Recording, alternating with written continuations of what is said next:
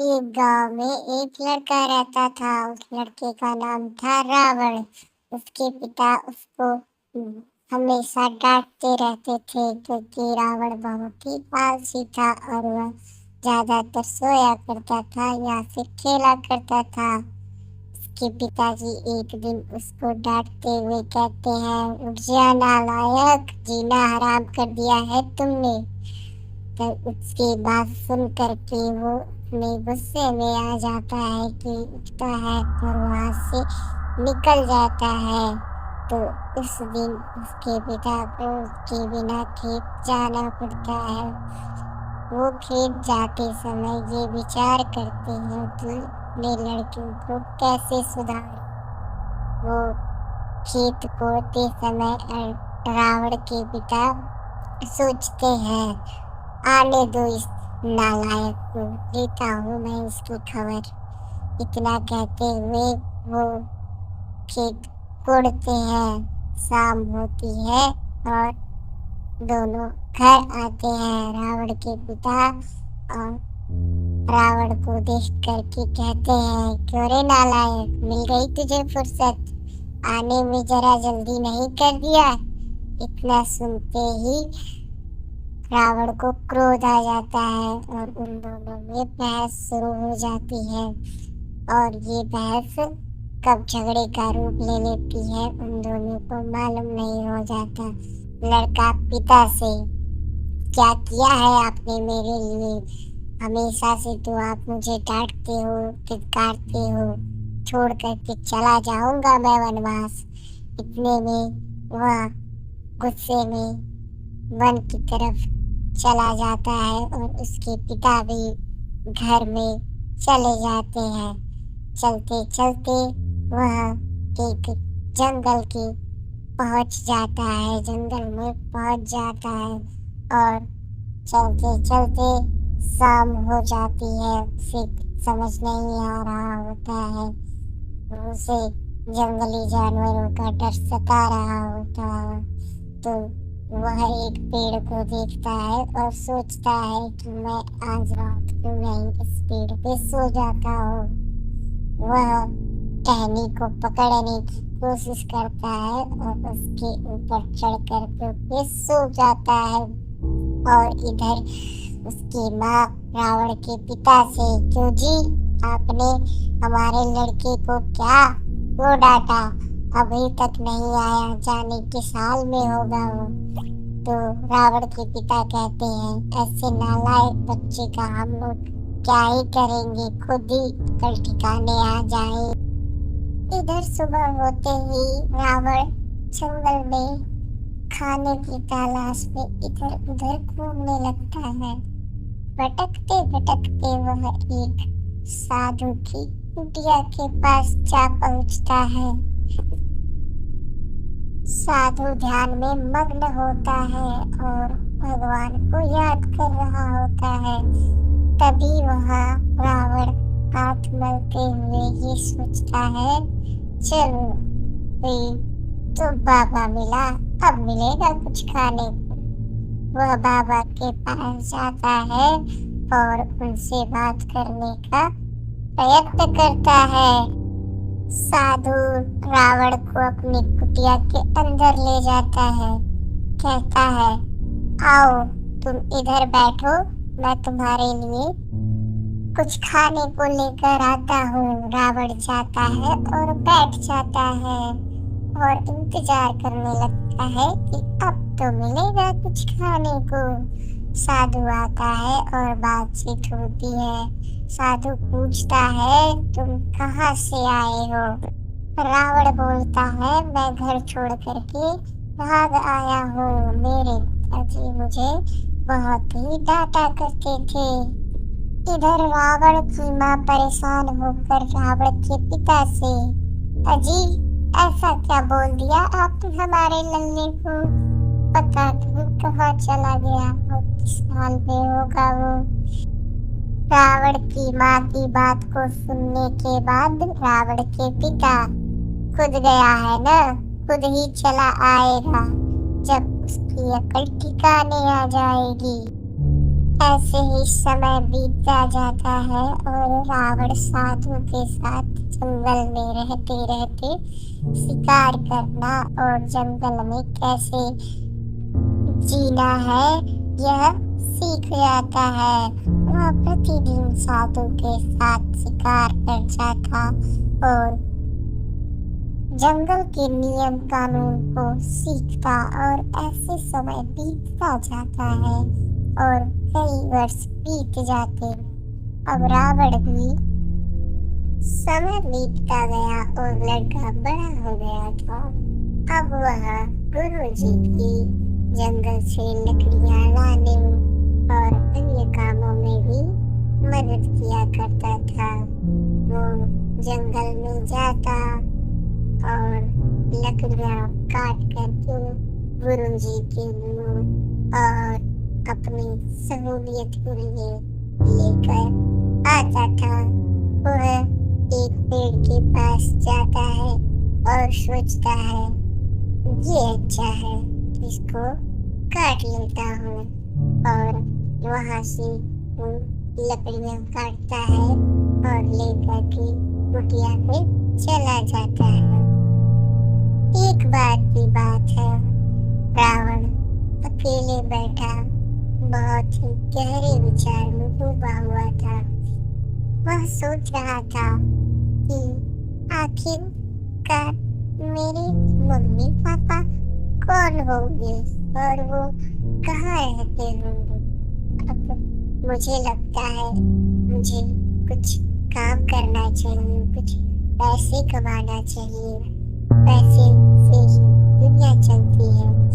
इतना सोचने के बाद वह गुरु जी के पास जाता है और इस बारे में विचार करते हुए कहता है, गुरु जी, मैं चाहता हूँ कि मैं जाऊँ और शहर में कुछ काम करूँ और कुछ पैसे कमाऊँ।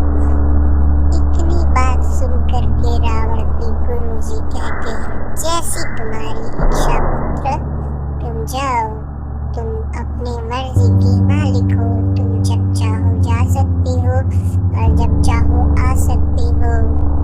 गुरु जी की बात में हामी भरते हुए रावण गुरु जी के पास जाता है और उनको प्रणाम करने के पश्चात वहां से निकलने की सोचता है। वह उनके पास जाता है और कहता है, प्रणाम गुरु जी, अब मुझे आशीर्वाद दीजिए कि मैं जाऊं और कुछ बड़ा करूं। और इतना कहकर वह शहर की तरफ निकल जाता है। वह के सड़कों पर घूमते हुए यह विचार करता है कि मुझे क्या करना चाहिए। आखिरकार मैं ऐसा क्या कार्य ढूंढूं कि मुझे कुछ पैसे मिले और मुझे काम कौन देगा आखिरकार। रावण को शहर की गलियों में घूमते घूमते शाम हो जाती है और आखिरकार शाम होने के बाद वह एकांत में खड़े होकर सोचता है, कैसे भी करके मुझे रात होने से पहले कहीं रहने के लिए ठिकाना ढूंढना ही होगा, नहीं तो क्या होगा। और इतना सोचने के बाद वह फिर से शहर की गलियों में भटकना शुरू कर देता है। वह चलते चलते एक होटल के पास पहुंचता है और वहां खड़े मैनेजर से कहता है, अरे वो मैनेजर साहब, यहाँ कोई काम मिलेगा क्या मेरे को? बहुत पूरे दिन हो गए भटकते भटकते, अगर कुछ काम मिल जाए तो आपका भला होगा मैनेजर साहब। रावण की इतनी बात सुन करके मैनेजर कहता है, देखो पता नहीं तुम कहाँ से आए हो, ऐसे में तुमको काम नहीं दे सकता। फिर खुद ही मैनेजर विचार करता है और कहता है, चलो ठीक है, मेरे साथ आ जाओ, मैं देखता हूँ, करता हूँ कुछ काम, हो सकता है तुम्हें काम देता हूँ। और इतना कहकर वह उसको होटल के अंदर ले जाता है और उसके क्या करना है यह अच्छी तरीके से समझाता है। देखो, सबसे पहले सुबह से शाम तुमको इस होटल में काम करना होगा, कितने ग्राहक आएंगे सबको देखना होगा, अच्छी ट्रीटमेंट देनी होगी और हाँ सुनो, किसी भी ग्राहक से ना कोई शिकायत नहीं होनी चाहिए, नहीं तो अगर एक भी शिकायत हुई मैं तुमको तुरंत फायर कर दूंगा, समझे? डिग्री और इस प्रकार वह रावण को काम पर रख देगा।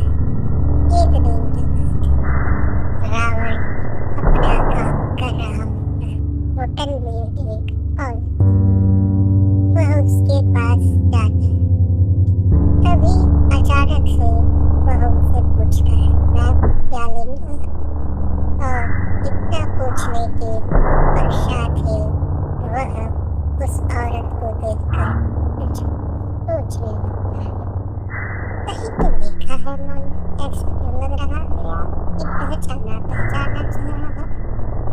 तभी उसके सोच में डूबे हुए रावण के कारण वहां से मैडम इधर चली जाती। इधर रावण सोचता रहता है कि कहीं तो देखा है, ये तो मेरी मम्मी लग रही है। इतना सोचने के पश्चात ही वह रेस्टोरेंट से बाहर उनके पीछे पीछे दौड़ता है। मैम मैम रुकिए तो, मैम मैम एक बार सुन लीजिए, मैम मैम रुकिए तो।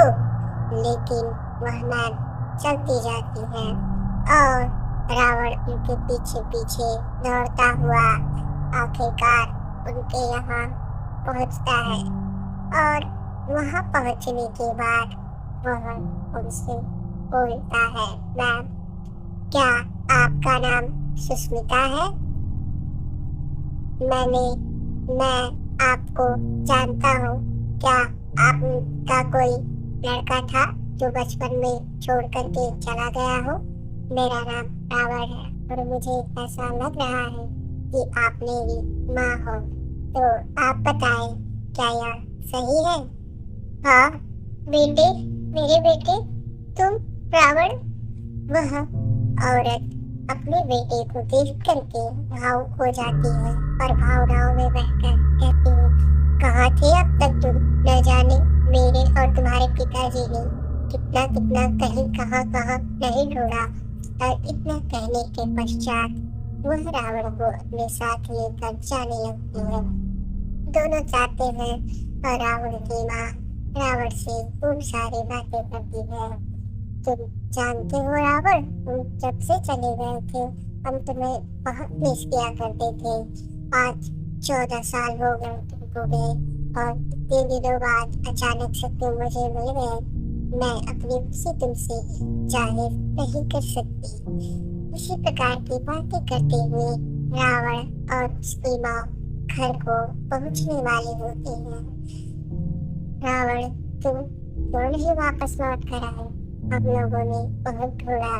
रावण कहता है, माँ मुझे भी पता नहीं था कि आप लोग कहाँ हो।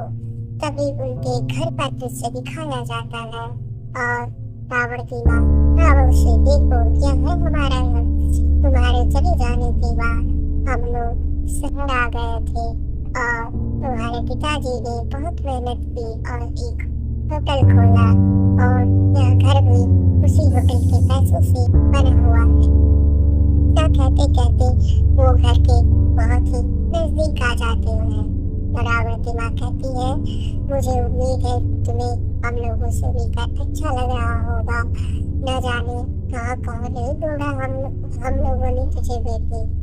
और न सब कुछ होता है और इस कहानी में हम लोग आगे बढ़ते जाते हैं और उसके बाद हमें दिखाया जाता है रावण के घर का दृश्य, जहाँ पर उसके पिताजी बैठकर कुछ सोच रहे होते हैं। क्या करूँ, अब तो कुछ तो करके मेरे को बिजनेस बढ़ाना पड़ेगा, लेकिन मेरा तो कोई बारिश भी नहीं है। तभी वहाँ रावण की माँ और रावण आ जाते हैं। अरे सुनते हो जी, ये देखिए ये आपका बेटा रावण है। रावण पता नहीं इतने दिनों से किस जंगल में न जाने किस गुरु के साथ रह रहा था। अभी आपने देखा, आपको खुशी हुई कि नहीं जी, बोलते क्यों नहीं हो कुछ। इस प्रकार से सभी परिवारजन मिल जाते हैं और रावण घर के बाहर आकर नाचते हुए सोचता है, अब तो मैं अमीर हो गया, मेरा नाम रावण है। 14 साल के वनवास के बाद राम को मिला राज्य, मैं तो अमीर हो गया, मैं तो अमीर हो गया, बिना मेहनत बिना कुछ के मैं तो अमीर हो गया, मेरा नाम रावण। इस प्रकार से हम लोग देखते हैं कैसे रावण